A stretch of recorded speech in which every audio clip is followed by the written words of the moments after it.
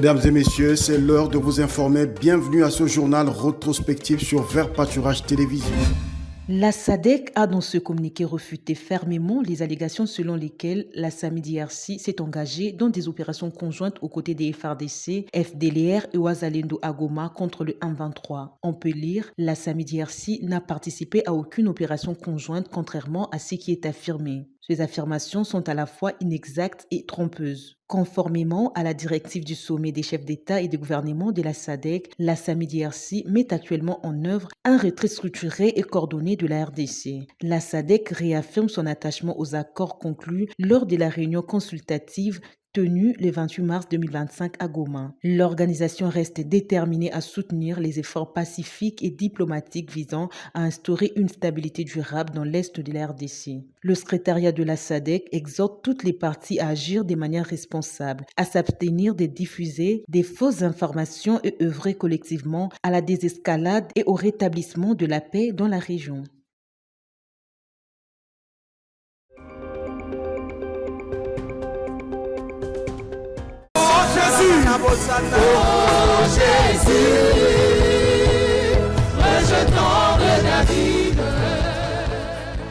Cette semaine, à partir de ce mardi 15 avril 2025, s'annonce très décisive car le peuple de Dieu de l'église d'Emangembo Bandalungwa va commémorer la mort et la résurrection de son Seigneur et Sauveur. Jésus-Christ notre Pâques, c'est les thèmes choisis, nous dit le prophète Guy Kassongo. Nous commençons déjà ce mardi. Cette semaine est une semaine bénie, une semaine décisive.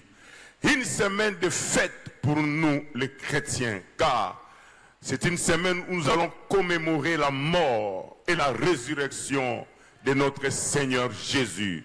Le mardi, le mercredi, le jeudi, le vendredi, le samedi matin et le dimanche, nous viendrons clôturer. Cette semaine, nous serons ici à partir de 17h. Un rendez-vous puissant à ne pas manquer avec pour orateur l'évêque Espérance Mbakadi. Jésus-Christ notre Seigneur et Sauveur est bel et bien vivant. Cordial bienvenue à tous les chrétiens.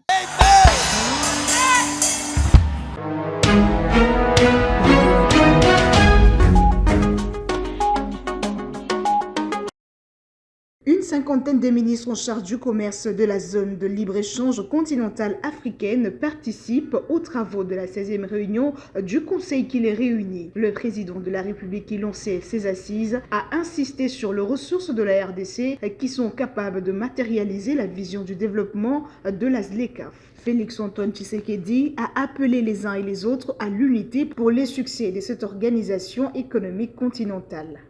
Unissons nos forces pour faire de la ZLECAf un succès. Investissons dans des infrastructures transfrontalières, harmonisons nos réglementations et soutenons nos entreprises pour qu'elles conquièrent le marché continental. La République démocratique du Congo, fidèle à sa vocation panafricaine, est prête à jouer un rôle plein. Si ce Conseil devait décider de l'implantation de nouvelles institutions ou services de la ZLECAf, je propose Kinshasa comme une terre d'accueil, un carrefour naturel pour notre intégration économique. L'Afrique que nous construisons. Les échanges commerciaux, la production africaine sont notamment des facteurs qui peuvent conduire l'Afrique au développement, a dit le ministre Julien Paluku, ministre congolais du commerce extérieur. En ce 21e siècle, il n'y a plus d'agression acceptable ni de visées expansionnistes tolérables dans une Afrique qui se veut intégrée et ouverte, sauf si on incarne l'esprit rétrograde des années hitlériennes. Et la fin est connue. Signalons que les présidents des institutions, les parlementaires, membres du gouvernement, les mandataires publics, le corps diplomatique, les producteurs et les opérateurs économiques ont pris part à cette cérémonie d'ouverture solennelle.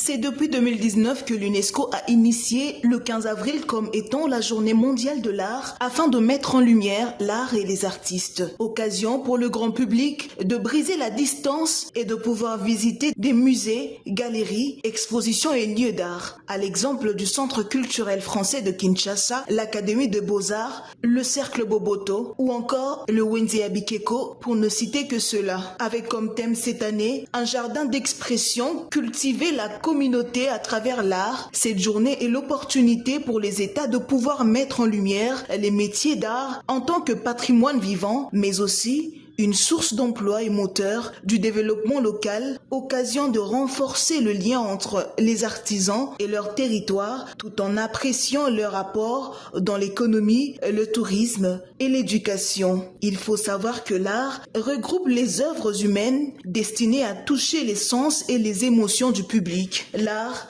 peut s'agir de la peinture comme de la sculpture, vidéo, photo, dessin, littérature, musique, danse et autres.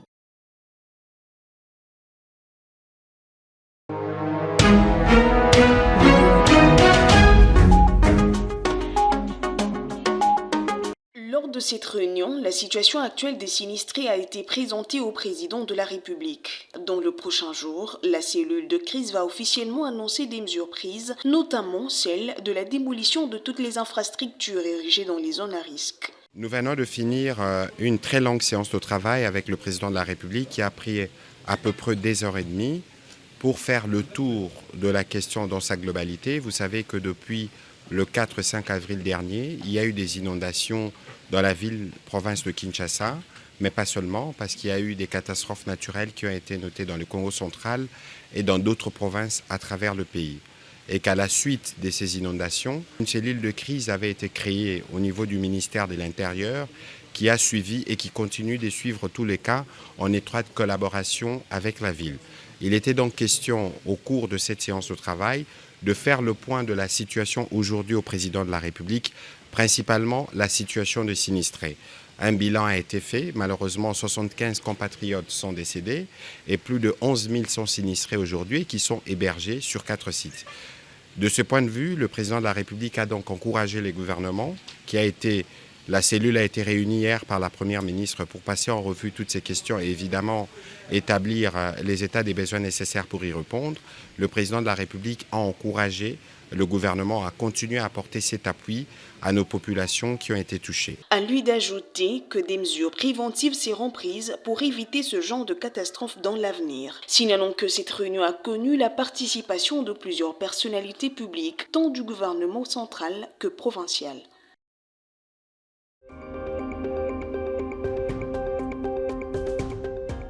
Lors de son sermon à l'ouverture de la semaine pascale Jésus-Christ notre Pâque, la révérende Jackie Kalombo a d'abord donné les 3 points qui symbolisent la Pâque. Cette fête symbolise, premièrement, l'espoir sur le désespoir d'une humanité pécheresse.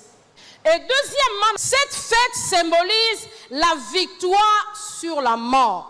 Et troisièmement, cette fête symbolise la renaissance. Abordant le sous-thème Le nouveau départ en Jésus-Christ, la révérende Jackie Kalombo a fait voir au peuple de Dieu que la vie ne s'arrête pas que dans Genèse 3,24. Au-delà de ça, il y a aussi Jean 10,10, Jean 1,12 et 2 Corinthiens 5,17 pour dire qu'avec Jésus-Christ, le nouveau départ est possible. Au-delà, il y a Genèse 3,24. Il y a aussi Jean 1, verset 12. Mais à tous ceux qui l'ont reçu, à tous ceux qui croient en son nom, il a donné le pouvoir de devenir enfants de Dieu. C'est-à-dire, même si nous avons eu un départ glorieux et qu'il y a eu le péché, mais avec Jésus, je peux recommencer. À cause de la puissance qu'il y a derrière la mort et la résurrection de Jésus-Christ, cette semaine, le projet le plus fou que tu as se réalisera au nom de Jésus-Christ, a-t-elle conclu.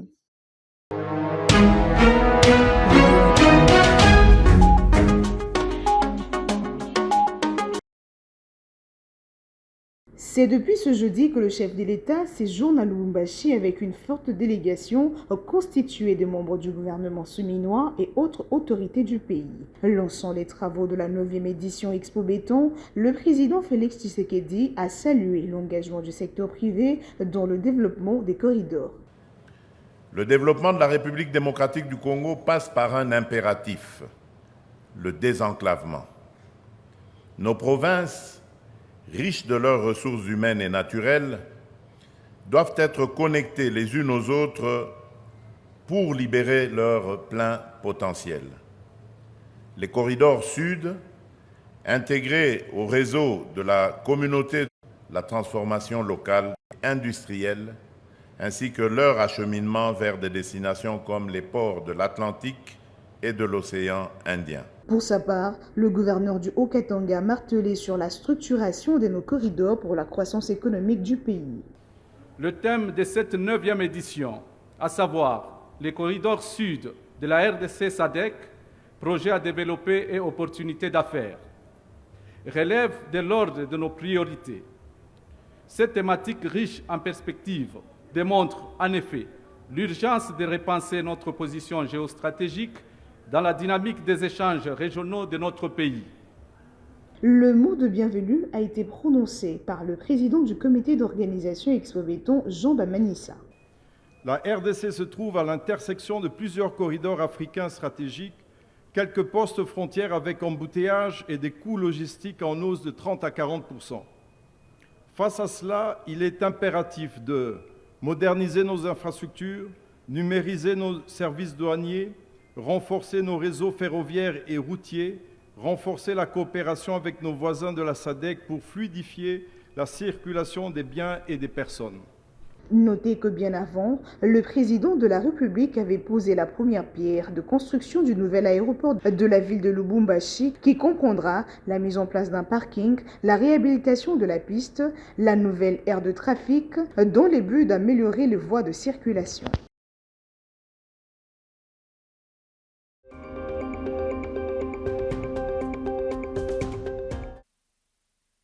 Vers le mardi 15 avril, le dialogue national sur la gouvernance minière dans le contexte de conflits en RDC et dans les Grands Lacs s'est clôturé sous une note de satisfaction. Au total, 6 commissions se sont donc apaisanties autour des problèmes qui gangrènent le secteur minier en temps de crise. Au niveau national, il y a nécessité urgente de pouvoir réformer, apporter des réformes dans notre,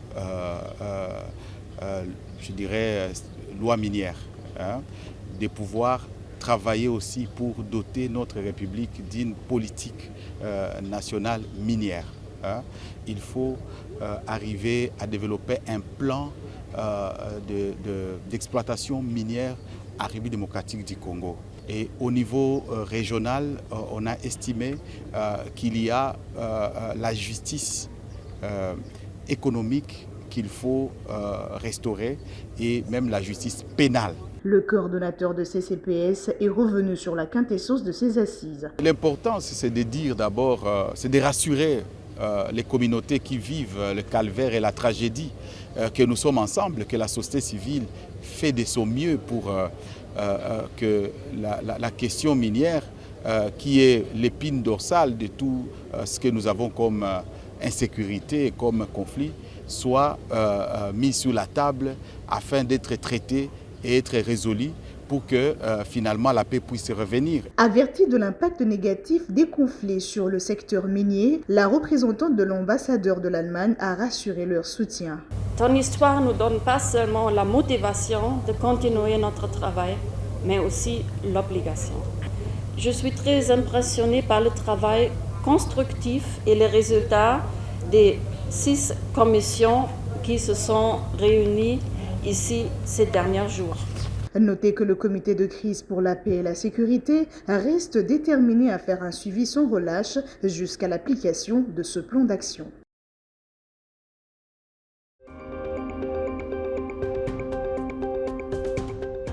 Dans la perspective d'éradiquer définitivement ces groupes criminels terroristes et de restaurer la paix dans cette partie du pays, Son Excellence, Monsieur le Président de la République, a, par ordonnance numéro 21/015 du 8 mai 2021, proclamé l'état de siège dans les 2 provinces précitées.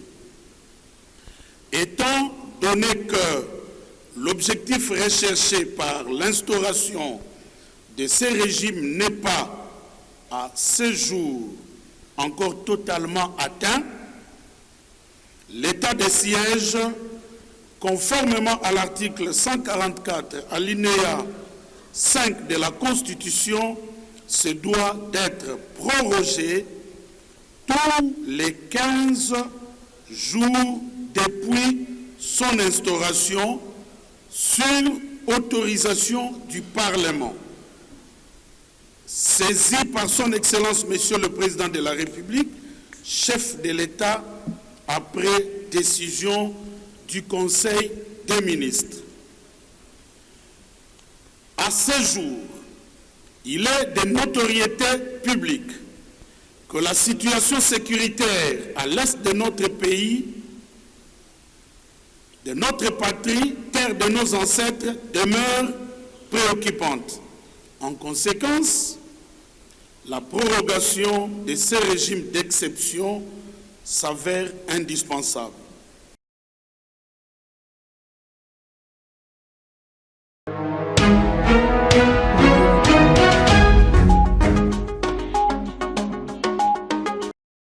C'est dès son arrivée à l'aéroport international de La Loano que le président de la République a procédé à la pose de la première pierre des travaux de réhabilitation de cette infrastructure, deuxième aéroport international du pays après celui de Njili à Kinshasa. Ce projet financé par un partenariat public-privé vise à moderniser les pistes, les terminaux et les systèmes de navigation pour en faire un carrefour logistique régional. Cette réhabilitation renforcera la connectivité du Katanga, cœur économique de la RDC, avec l'Afrique et le monde, a déclaré Félix-Antoine Tshisekedi, soulignant l'importance de cette plateforme pour attirer les investisseurs étrangers. En clôture de sa visite, le président de la République a inauguré le centre hospitalier Tshisekedi Chilombo, financé par la Caisse nationale de sécurité sociale CNSS. Cette structure hospitalière remplit les normes internationales, dotée de 150 lits, d'unités de chirurgie moderne et de services spécialisés en maladies professionnelles, notamment liées au secteur minier. Cet établissement hospitalier vise à soulager un système de santé local sous tension. Toutes ces activités se sont déroulées en présence de quelques personnalités du pays, notamment la première ministre et quelques membres du gouvernement, mais aussi de quelques autorités locales de la province du Haut-Katanga.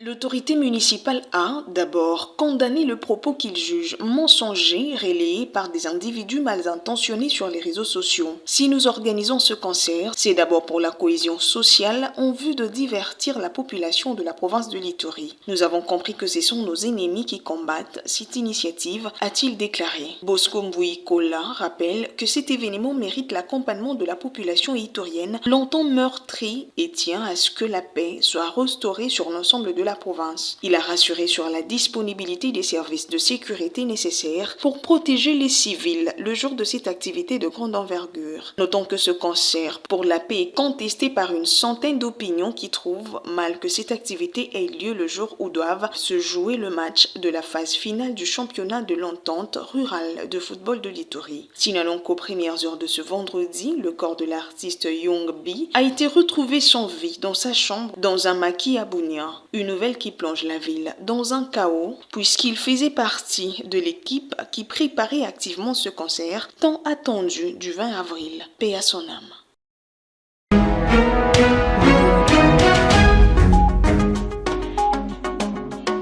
Lors de cette réunion gouvernementale, le chef de l'État a plaidé pour une révalorisation urgente du SMIC en RDC. Il a exhorté les organisateurs du prochain Conseil du travail prévu du 21 au 24 avril à Kinshasa à privilégier l'intérêt des travailleurs les plus vulnérables. Les attentes de nos concitoyens sont immenses et à juste titre, nous devons y répondre avec clarté, courage et détermination, a-t-il martelé. Revenant sur les attentes, le président de la République a précisé que cette session doit déboucher sur des mesures concrètes, réalistes et applicables, notamment pour renforcer le pouvoir d'achat des travailleurs et travailleuses, garantir leur dignité, encadrer de manière équitable et responsable l'emploi des étrangers et consolider notre système de protection sociale dans un esprit de justice et de solidarité ainsi que d'équité. Autre point saillant de ce Conseil de ministres, la recrudescence de l'activisme des milices Mai Mai Bakata Katanga. Le vice-premier ministre, ministre en charge de l'Intérieur, Jacquemaine Chabani, a tiré la sonnette d'alarme. Selon le porte-parole du gouvernement Patrick Mouyaya, ces groupes armés sont particulièrement actifs dans les territoires de Poeto, de Mitwamba et Kasenga. Des instructions fermes ont été données pour neutraliser cette menace sécuritaire. Depuis fin 2024, plusieurs incursions ont été signalées, notamment dans l'aire de la santé de Kintwa, à plus de 70 km de Mitwamba. Ces violences ont entraîné des déplacements massifs des populations et perturbé les activités économiques et scolaires dans la région.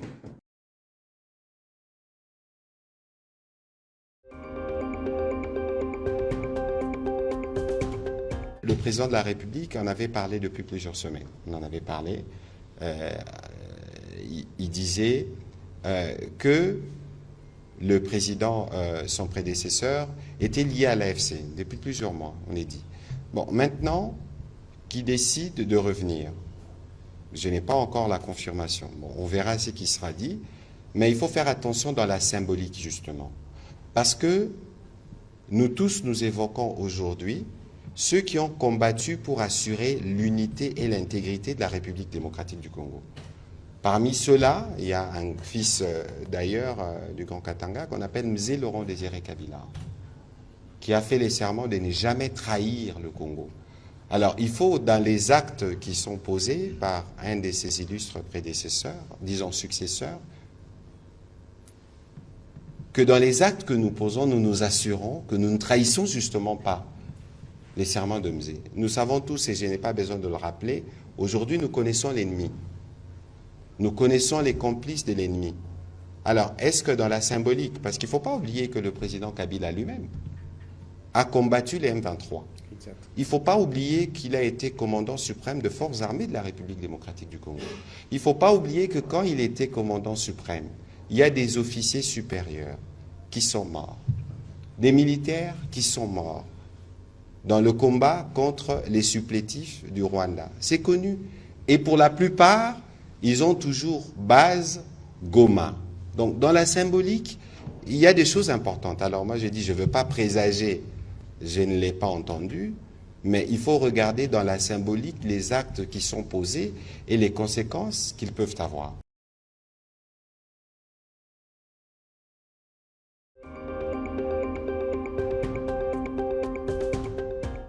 La ministre de l'Enseignement supérieur et universitaire Marie-Thérèse Sombo autorise la réinscription des étudiants relocalisés de la ville de Bukavu, Goma et Beni. Une décision qui vise à anticiper et gérer selon les cas les demandes d'inscription de ces étudiants concernés, peut-on lire dans un communiqué de l'ESU publié le samedi 19 avril. 4 mesures sont donc prises à cet effet. Je cite, l'inscription de tous les étudiants provenant réellement des zones troubles ci-haut indiquées. À ce titre, l'identification préalable de chaque étudiant s'impose sur base du contrôle du dossier individuel par tout moyen fiable de vérification et des traçabilités du cursus académique, et ce, dans le strict respect des conditions d'admission requises. La transmission en temps réel des listes par vague de réinscription des étudiants qui seront bénéficiaires de cette mesure dans vos établissements respectifs. En dernier, la communication en mon office de toute disposition pratique, suggestion ou difficulté pouvant surgir à l'occasion de l'exécution de la présente. Notez, la ministre de l'ESU réitère ainsi son appel à la mobilisation de la communauté de l'ESU en soutien au commandant suprême, au FARDC et Patriote Wazalendo, ainsi qu'à la population de l'Est, dont la discipline et l'encadrement particulier de nos étudiants déplacés afin qu'ils ne puissent davantage souffrir des affres de cette guerre injuste imposée à notre pays. Merci de nous avoir suivis. Prochain rendez-vous avec le journal rétrospectif le dimanche prochain. Au revoir.